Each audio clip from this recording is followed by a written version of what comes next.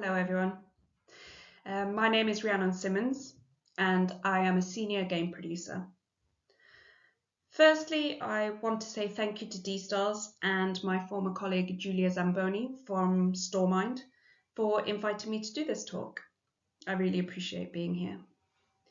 And I hope that anyone listening will find something of interest in my talk today.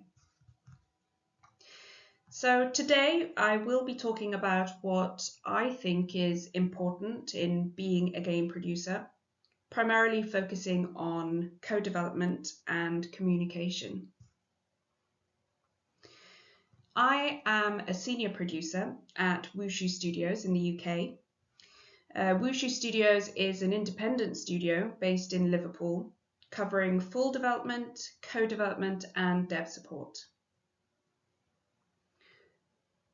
I have worked in AAA game development for the past 5 years, but I have almost 20 years experience in media production, having started my career in 2006 in the film industry.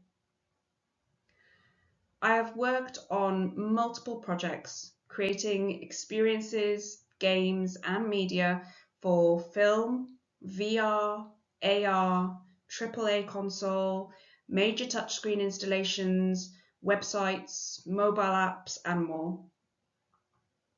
And I'm lucky to have been able to explore the opportunities and challenges that these unique projects have provided me.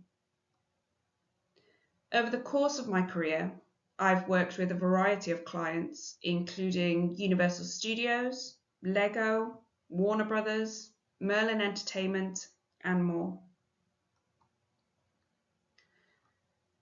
My past experiences over multiple platforms has allowed me to work with diverse teams and talented individuals, and has given me insight into how different media is produced and consumed.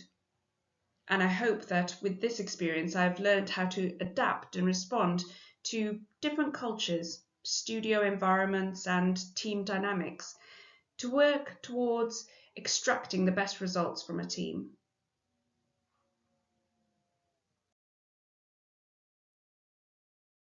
So, as I mentioned, my current role is as a senior game producer at Wushu Studios, working on a co-development project. What I find most important in a project is forging great relationships with your team. And when you're working in co-development, there's another aspect added to that, where you need to forge relationships with multiple teams and an understanding and ability to work in partnership with your client.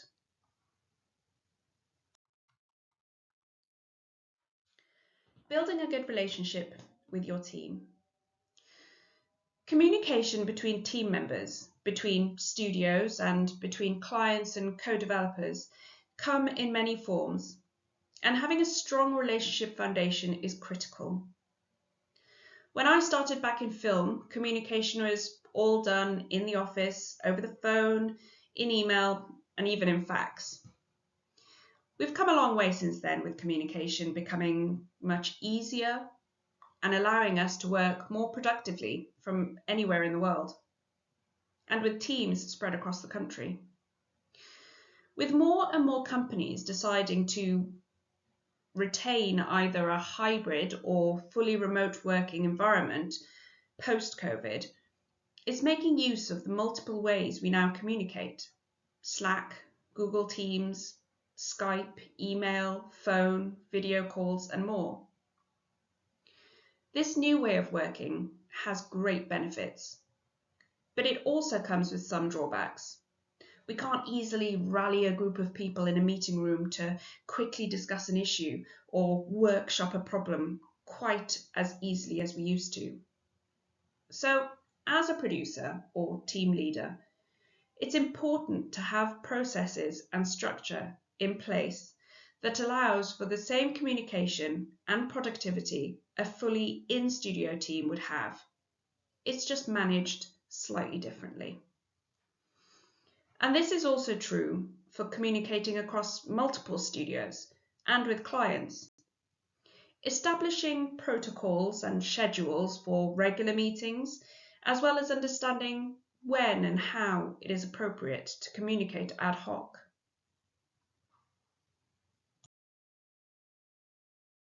Forging a relationship with your client.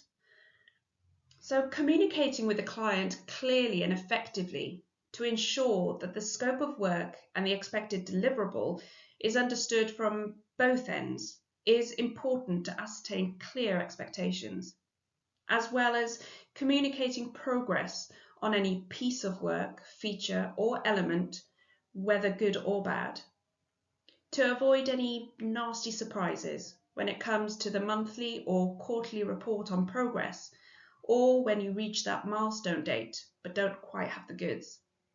That's a position no one wants to be in. And to that I say there are many different types of communication. And in my opinion, there is no wrong or right way to communicate, as long as there is clear communication that the process works for you, your team, your client, and your project. With experience, you come to understand the appropriate ways to communicate with your team and client, both formally and informally. But what is as important as communicating clearly is being able to listen. Again, this is listening to your team, your project stakeholders, and your client, and being able to digest the information you're getting and use it in a way that progresses and impacts your project in a positive way.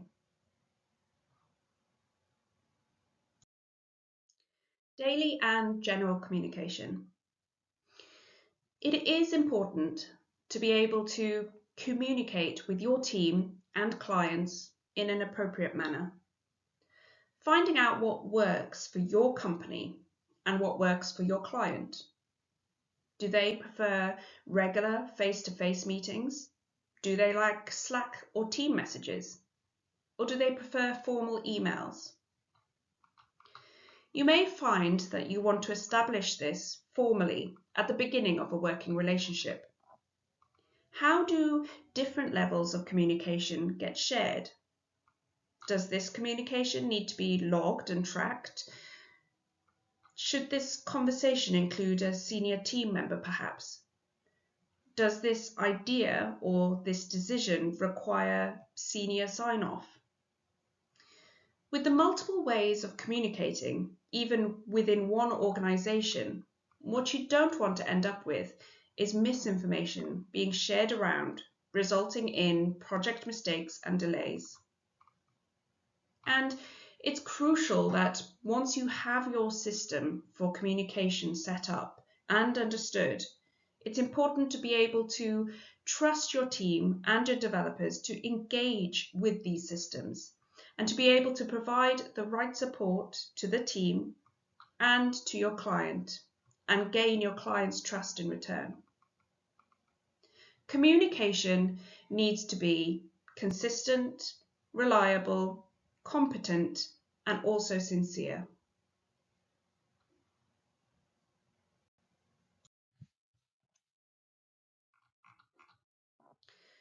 Post-COVID, many studios have adopted the hybrid or remote working setup. A huge benefit for hybrid or remote working is that it allows us to develop diverse teams and seek out great talent from across the country. And it has forced us to adapt our methods of communication to allow for smoother strategies of communication between studios and teams. Of course, working with teams that are in different time zones can prove to be a challenge for organising meetings and for structuring the working day. I find putting in processes for open communication proves invaluable. In previous projects, I've worked with clients that are on the other side of the world, and establishing a routine for how these time zones are going to work together efficiently is a fundamental element of setting up the working relationship. How will you ensure that your team have what they need to work efficiently when other team members are asleep on the other side of the world, and vice versa? Although challenging, it is by no means a dead end. There's plenty that can be put in place to ensure efficient work and understanding between teams' working hours.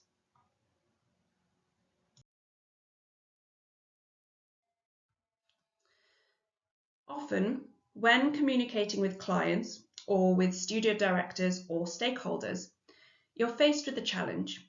You want to report on progress, on issues, successes, changes to resource or scope of work, your team's health, and everything in between.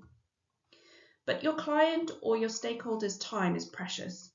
They are busy people who are often spinning lots of plates and getting reports from multiple sources from multiple projects.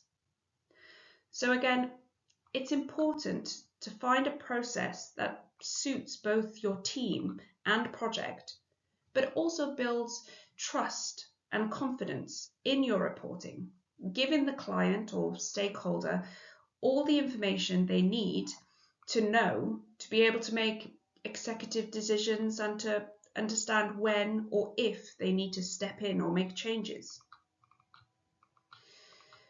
These types of presentations can be done visually or verbally. Visual aid always helps when presenting dense information. Trying to keep words to a minimum on a document and using charts, graphs, and figures to show project progress and trends. As they say, an image says 1,000 words, and you should use them to your advantage. Being able to communicate urgent issues with stakeholders and clients when appropriate is also important. As I mentioned before, you do not want to bring any nasty surprises to a monthly or quarterly report. Often, stakeholders and clients do not have the capacity or time to delve deep into every detail of every aspect of the project. So, giving high-level reports on a regular cadence via a visual graph or progress sheet is always helpful. Here I wanted to talk a little bit about a game lifecycle and the many disciplines and teams that you'll work with. Every project is different, but generally you will find a sync between the disciplines and project lifecycle in some format. I feel incredibly privileged to have the opportunity to see many projects through from first concept to full production, completion and delivery of the final product. This has enabled me to gain valuable insight into many disciplines and departments, which for a producer is incredibly important when trying to support the team in delivering on their creative vision. Other opportunities within production may allow you to work closely with specific departments. For example, being an art manager or a code manager may give you insight into specific departments and how they work. I've really enjoyed working with many different disciplines and departments and engaging with those teams, finding out how those teams work as solo teams and how that work incorporates into the larger frame of the project. And as I say, I'm lucky that I have seen projects from the very early stages to actual release. It's not always the case that you will see every project through from the very beginning to the very end. When projects ramp up and down, the requirements for resource also ramp up and down, and that's for production as well. Sometimes you only get to see specific areas of a production cycle or specific teams and disciplines. But inevitably, it feels that over the course of your career, you'll soon get to experience each stage from concept, pre-production, production, and final delivery. And each stage brings with it its challenges and rewards. And I am sure that people have ideas about what stages they prefer to work in and what they really enjoy getting stuck into. I know some people really love just before release of a game, when everything is ramping up and it's very busy, getting all the bug fixes done and just getting it over the finish line. Whereas other people like the very beginning of production, where you're coming up with the creative ideas and design for a game, which allows you to experiment with where the project is going to go.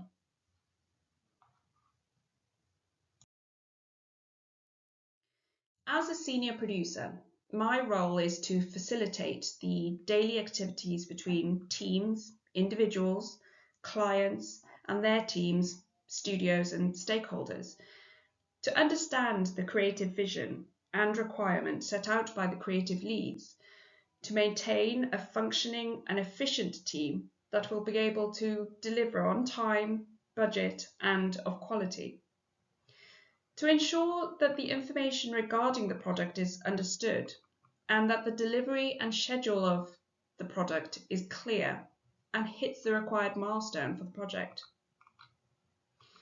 One thing that I am acutely aware of, though, is not allowing processes to become bottlenecks and not to allow the system to slow down productivity and creativity and, in effect, efficiency. Coming up with processes and systems. As you continue to work in the industry, you'll find that each project, each studio, each client comes with its own unique flavour.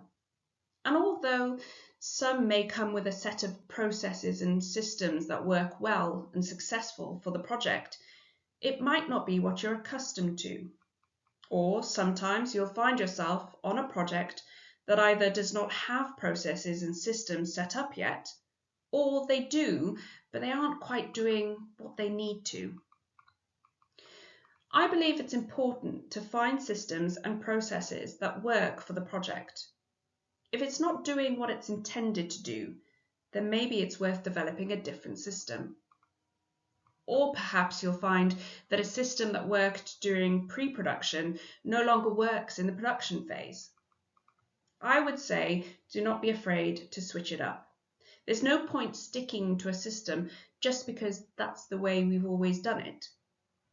If it no longer serves the project or the stakeholders' needs, then it should change.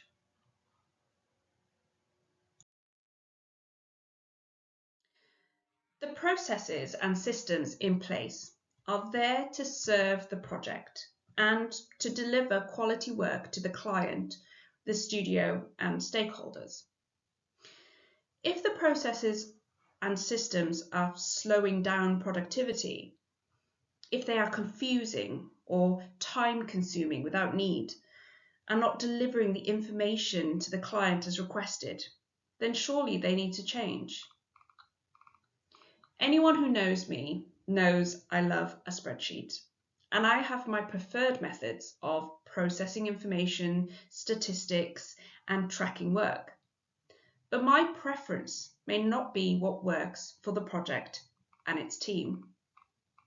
I'm a strong believer in working with your team to develop systems and processes that everyone feels comfortable using and are able to jive with, and that fulfills their overall purpose. That is not to say that your guidance and suggestions as a senior should be dismissed because one or two team members don't like it. But there does need to be a balance. Generating processes that produce effective and efficient work from a happy team who look forward to coming to work every day, and fulfilling the project and client requirements, and the ability to navigate that communication with your team to garner the understanding of why a process has been put in place and how it benefits the team overall.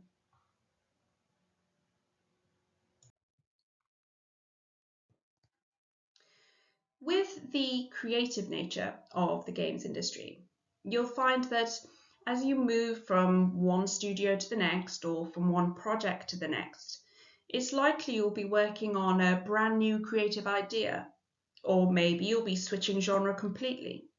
Maybe you worked on an isometric RPG and now you're working on a first-person shooter RPG. Maybe you've been working with a very large team and now you're working with a smaller team. Although often you're working with the same disciplines, you may find that the processes that work for each team and creative idea is different. And again, it's important to adjust your processes, your strategies and production direction based on the project's needs and the client's needs. So tuning into that overall relationship, understanding the product, understanding the client and the project is key to developing a successful production.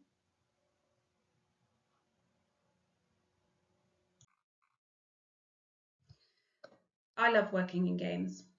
The creative aspect that makes every day different, every stage of production bringing its own challenges and unique requirements.